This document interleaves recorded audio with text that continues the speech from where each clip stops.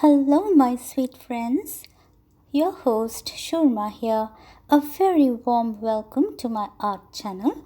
And today I have a fun project to share with you, that is how to paint the robin and the poinsettia on a note card. Today's session is going to be loads of fun, so let's dive into it without any further delay. Here is the entire list of supplies which I would be using today. So, let's begin with the first chapter, that is creating the background for the painting. In the beginning, I have two elements with me. The first one is a side folding white note card, and it is around 4.1 inches by 5.7 inches in size. The next element is a white watercolor paper, 3.7 by 5.5 inches in size. I lay the white watercolor paper flat. I bring in a black oval and place it over it. Next, I bring in a houndstooth stencil and place it over the combination, and then I tape it on both the sides so that it doesn't move at all. Now these are two acrylic colors, silver and black, and I have a little piece of dishwashing scrubber in hand and also a knife with which I am going to mix the paint. So I take more of silver and less of black and mix the two together on the palette. Next, I use the little scrubber piece to pick up some of that color combination, and I apply it on the white watercolor paper through the stencil. Once the entire space is covered, I slowly lift the stencil only to reveal a very interesting houndstooth background in silver and black. Next, I bring in another stencil that will just leave the oval space open and hide the rest on the background paper. I tape it well. Next, I bring in yellow liquid watercolor on my palette, and I have a flat brush number 5 in hand. I pick up some of the color and start working from the bottom part of the oval, and I go lighter as I move upwards.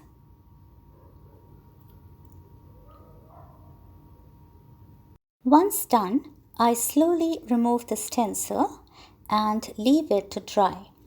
So this becomes the background for the robin and the poinsettia painting. Interesting, huh? Alright, so let's move on to chapter 2, that is painting the robin bird. So here is my palette.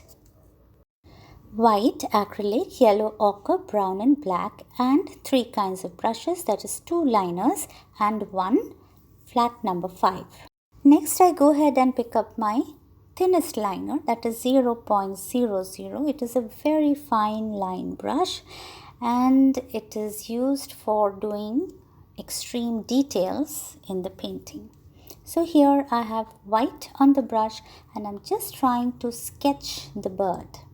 Next, I bring in my flat brush number 5 and I'm trying to fill the bird space with white acrylic, although very lightly. While I fill in the space, I also try to shape the bird on the go.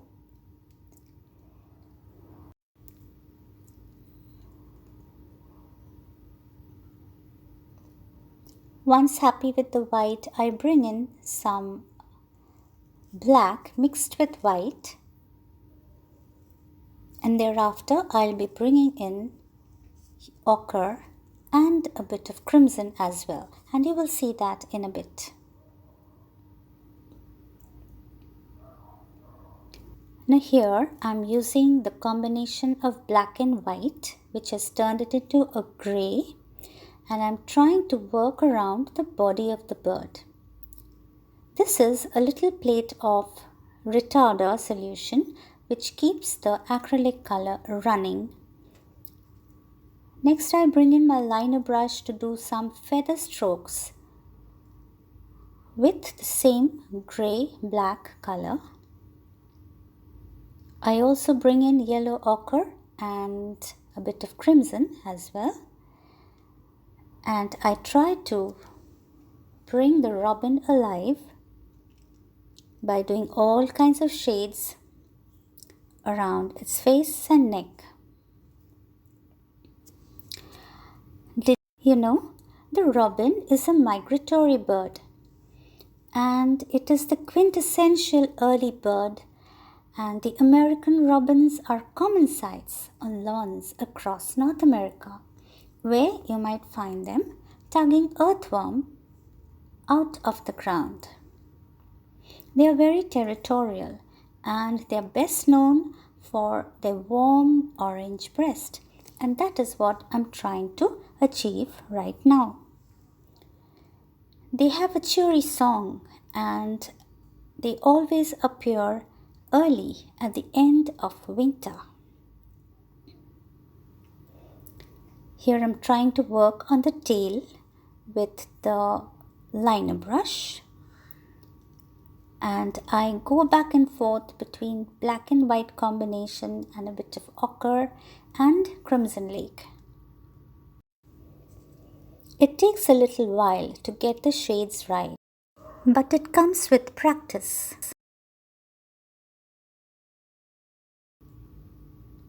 At this point, I bring in black on my liner, and I'm trying to create the eye of the robin bird.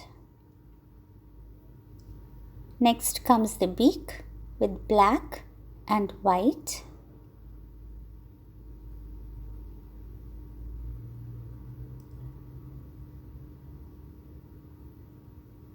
Next comes the white dot on the eye. And I think the bird looks good enough to me at this point.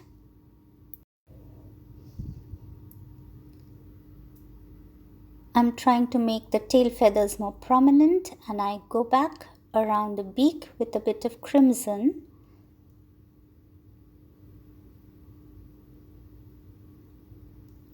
We need to work very light-handedly, at least for the bird, because it's very tiny. But it's real fun to create this little creature.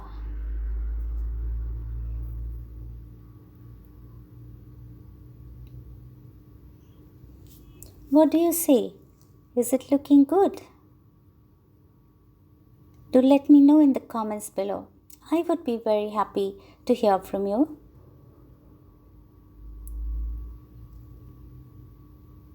Alright, so that is the tummy, and a little more of ochre around it,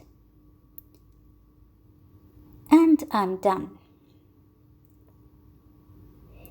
Alright, so now let's go to chapter 3, that is painting the poinsettia. This is my palette for the poinsettia.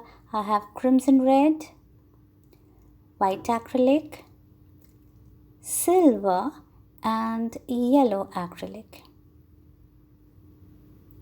Now this is a flat brush number 6, and I'm picking up red and white and a bit of silver. So that is 3 colors on the same flat brush number 6. We will also be using 2 more brushes along with this. That's a liner and a flat brush number 4. Alright, so I begin with the red petals or the bracts of the poinsettia, and I'm having crimson red, white and silver on flat brush number 6. This is decorative stroke art technique. It's a wonderful and extremely fascinating technique with which you can blend as well as create highlights with a single stroke of the brush. Would you like to know more about this particular technique? Then in that case, I would encourage you to please click on the I button which appears in the top right hand corner of this particular screen.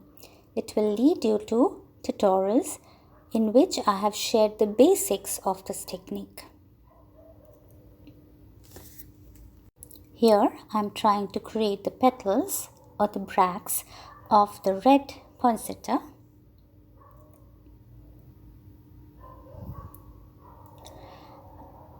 There's a fun fact about poinsettia, dear friends. Poinsettia, original to Mexico, is named after Joel Roberts Poinsett, who introduced the plant to the United States around 1825. Poinsettia are December flowers and they stand for good cheer, success, and wishes of celebration. Let's move on to the next chapter, that is painting the leaves, pine cones, thistles, and berries. Let's begin with the leaves, and here is the palette. Brown,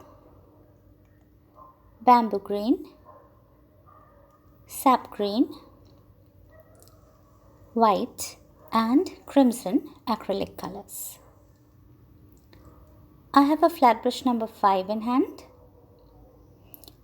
and I have picked up bamboo green, sap green, and a bit of white on it, and I've blended the colors well for good results. And here are the poinsettia leaves in the making.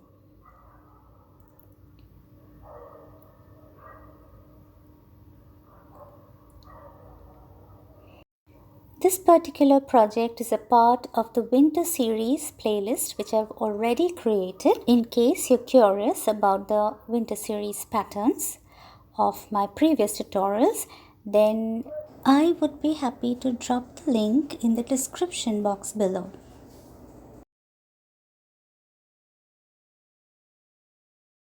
Hope you're enjoying the robin and the poinsettia painting up till now. I know it's a long tutorial, but I'm also trying to share with you a lot of elements at the same time.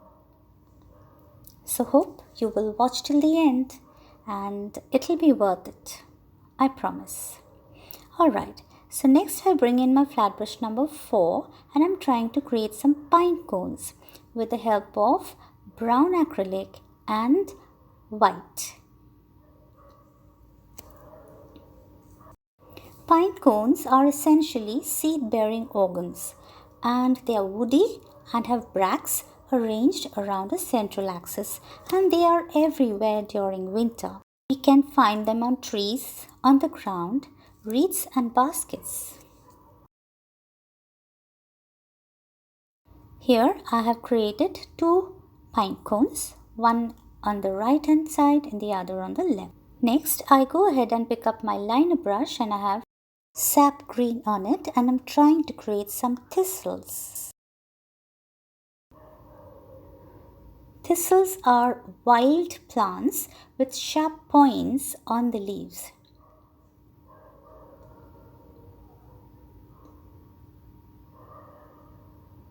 And that is what I'm trying to achieve over here. I'm adding some white lines as well, trying to depict snow on them.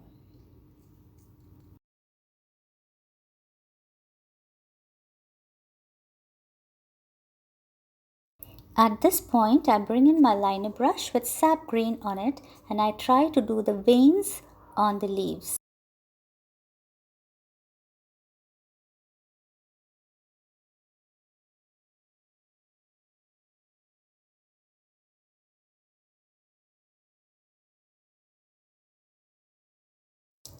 Time to create the flower center.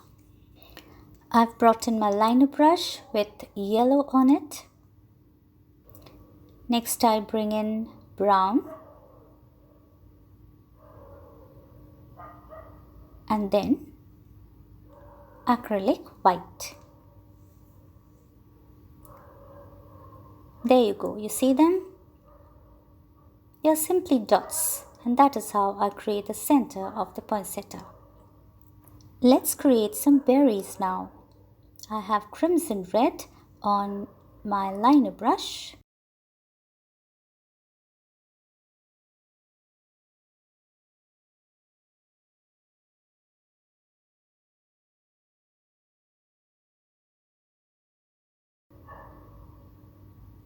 Couple more on the left.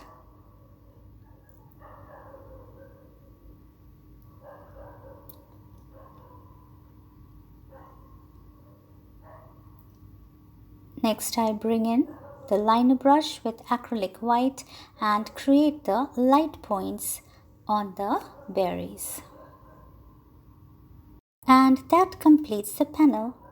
I also went ahead and added the veins to the bright red bracts of the poinsettia. Well friends, now it's time to assemble the note card. So I have three elements with me: the white card base, a silver cardstock cut to size, and the bird panel. I fussy cut out the bottom part of the painted panel, adhered it to the silver cardstock, and then I mounted the two together on the white note card base and added a sentiment. And yes friends, that is a wrap on today's project. Now you've got to let me know if you really had fun watching me paint the robin and the poinsettia on the note card. It would be a great pleasure to hear from you, and I always look forward to your wonderful comments, and that really makes me very happy. You might like to connect with me on my social media handles, and it would be really nice to be in touch with you. Finally, dear friends, thank you very much for all your love and support you show to my channel, and I'm really grateful to you for that. Also, thank you for being patient and watching till the end. Means a lot to me. Here are some of my past video tutorials. You might like them too. We'll be back very soon with more fun videos. Till then, stay tuned, take care of yourself, and bye-bye.